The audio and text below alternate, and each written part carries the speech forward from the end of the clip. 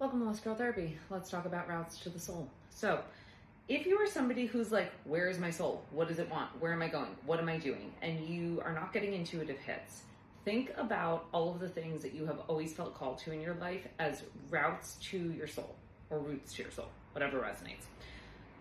We all have things that we keep coming back to. We all have things that call us that we've always found interesting. For me, music is huge. Writing has always been a big one. Oddly, like crafts with my hands, needlepoint.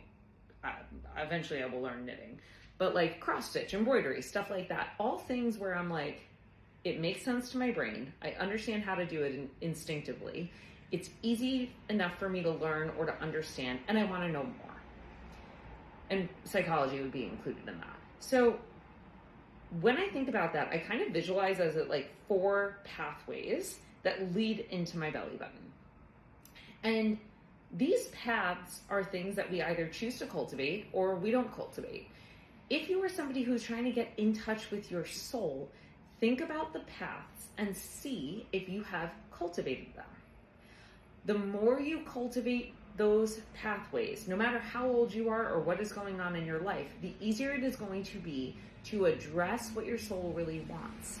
Because, and this is like such a hyper-specific visualization, if you do not cultivate the pathways to your soul, and I say to you, go figure out who you are, it's gonna feel like you are Gimli from Lord of the Rings standing in front of the like massive door, and I think it's like Lord of the Rings #1, feeling completely overwhelmed and very fearful about what's gonna happen next. You have no idea what is behind that door. You've never had any experiences that can like clue you into what's coming. But if you've cultivated the pathways to your soul, suddenly, the moment that door cracks open, you're gonna go, this is exactly how I felt when I needed to like learn how to sing. Oh, this feeling is exactly what it felt like when I sat in my first psychology class and it clicked.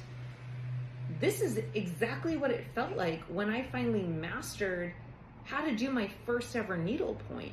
And it might sound insignificant, but I promise you that if you are somebody who is trying to learn what's in here, what makes your soul feel expansive and joyful, and you're trying to figure out where to go and what to do, look at the pathways of your soul and see if you have cultivated them. It does not need to be on a grand scale. It doesn't even need to be daily. It is simply the act of tuning into something that resonates, that calls you to a deeper level of self.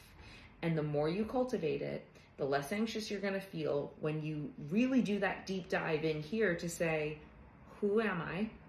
What do I want out of this life? Where do I want to go with this? And how large, how fun, how exciting can I make it?